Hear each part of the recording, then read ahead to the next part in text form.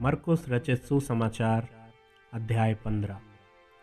भोर होते ही तुरंत प्रधान याजकों, पुरनियों और शास्त्रियों ने वरन सारी महासभा ने सलाह करके यीशु को बंधवाया और उसे ले जाकर पिलातुस के हाथ सौंप दिया।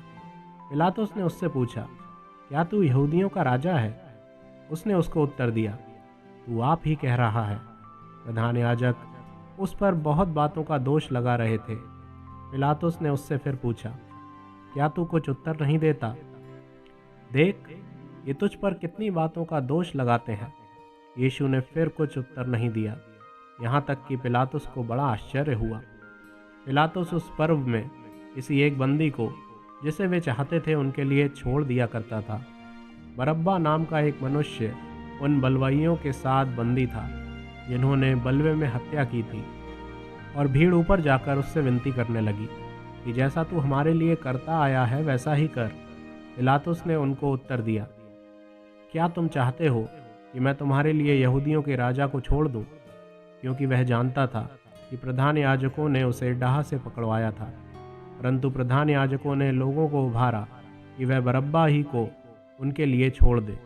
ये सुन पिलातुस ने उनसे फिर पूछा, तो जिसे तुम यहूदियों का राजा कहते हो उसको मैं क्या करूं? वे फिर चिल्लाए, उसे क्रूस पर चढ़ा दे। पिलातुस ने उनसे कहा, क्यों? इसने क्या बुराई की है? परंतु वे और भी चिल्लाए, उसे क्रूस पर चढ़ा दे। तब पिलातुस ने भीड़ को प्रसन्न करने की इच्छा से बरअब्बा को उनके लिए छोड़ दिया और यीशु को कोड़े लगवाकर सौंप दिया कि क्रूस पर चढ़ाया जाए। सैनिक उसे किले के भीतर के आंगन में ले गए, जो प्रीटोरियम कहलाता है, और सारी पलटन को बुला लाए। तब उन्होंने उसे बैंजनी वस्त्र पहनाया और कांटों का मुकुट गूंथकर उसके सिर पर रखा और ये कहकर उसे नमस्कार करने लगे, हे यहूदियों के राजा, नमस्कार। वे उसके सिर पर सरकंडे मारते और उस पर थूकते और घुटने टेक कर उसे प्रणाम करते रहे। जब वे उसका ठट्ठा कर चुके तो उस पर से बैंजनी वस्त्र उतार कर उसी के कपड़े पहनाए और तब उसे क्रूस पर चढ़ाने के लिए बाहर ले गए। सिकंदर और रूफुस का पिता शमौन, एक कुरेनी मनुष्य जो गांव से आ रहा था, उधर से निकला। उन्होंने उसे बेगार में पकड़ा कि उसका क्रूस उठा ले चले। वे यीशु को गुलगुता नामक जगह पर, जिसका अर्थ खोपड़ी की जगह है, लाए। वहां उसे मुर मिला हुआ दाखरस देने लगे, परंतु उसने नहीं लिया। तब उन्होंने उसको क्रूस पर चढ़ाया और उसके कपड़ों पर चिट्ठियां डालकर कि किसको क्या मिले उन्हें बांट लिया। और एक पहर दिन चढ़ाया था जब उन्होंने उसको क्रूस पर चढ़ाया और उसका दोष पत्र लिखकर उसके ऊपर लगा दिया गया कि यहूदियों का राजा। उन्होंने उसके साथ 2 डाकू, एक उसकी दाहिनी और एक उसकी बाईं ओर क्रूस पर चढ़ाए। तब पवित्र शास्त्र का वह वचन कि वह अपराधियों के संग गिना गया पूरा हुआ।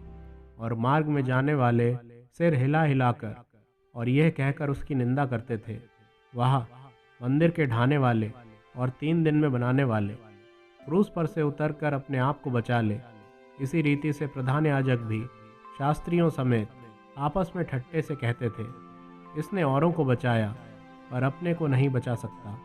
इज़राइल का राजा मसीही अब क्रूस पर से उतर आए कि हम देखकर विश्वास करें। और जो उसके साथ क्रूसों पर चढ़ाए गए थे वे भी उसकी निंदा करते थे। दोपहर होने पर सारे देश में अंधियारा छा गया और तीसरे पहर तक रहा। तीसरे पहर यीशु ने बड़े शब्द से पुकार कर कहा, इलोही इलोही लामा शबक्तनी, जिसका अर्थ ये है, हे मेरे परमेश्वर, हे मेरे परमेश्वर, तूने मुझे क्यों छोड़ दिया? जो पास खड़े थे उनमें से कुछ ने यह सुनकर कहा, देखो, वह एलिय्याह को पुकारता है। और एक ने दौड़कर स्पंज को सिरके में डुबोया और सरकंडे पर रखकर उसे चुसाया और कहा, ठहर जाओ, देखें एलिय्याह उसे उतारने के लिए आता है कि नहीं। तब यीशु ने बड़े शब्द से चिल्लाकर प्राण छोड़ दिए और मंदिर का पर्दा ऊपर से नीचे तक फटकर 2 टुकड़े हो गया। जो सूबेदार उसके सामने खड़ा था, जब उसे यूं चिल्लाकर प्राण छोड़ते हुए देखा तो उसने कहा, सचमुच ये मनुष्य परमेश्वर का पुत्र था। कई स्त्रियां भी दूर से देख रही थीं, उनमें मरियम मगदलीनी, छोटे याकूब और योसेस की माता मरियम और सलोमी थी। जब वह गलील में था तो ये उसके पीछे हो लेती थीं और उसकी सेवा टहल किया करती थीं। और अन्य बहुत सी स्त्रियां भी थीं जो उसके साथ यरूशलेम में आई थीं। जब संध्या हो गई तो इसलिए कि तैयारी का दिन था, जो शब्द के एक दिन से पहले होता है, अरिमतिया का रहने वाला यूसुफ आया, जो महासभा का सदस्य था और आप भी परमेश्वर के राज्य की बाट जोता था। वह हियाव करके पिलातुस के पास गया और यीशु का शव मांगा। पिलातुस को आश्चर्य हुआ कि वह इतने शीघ्र मर गया, और उसने सूबेदार को बुलाकर पूछा, क्या उसको मरे हुए देर हुई? जब उसने सूबेदार के द्वारा हाल जान लिया तो शव यूसुफ को दिला दिया। तब उसने मलमल की एक चादर मोल ली और शव को उतारकर उस चादर में लपेटा और एक कब्र में, जो चट्टान में खोदी गई थी, रखा, और कब्र के द्वार पर एक पत्थर लुढ़का दिया।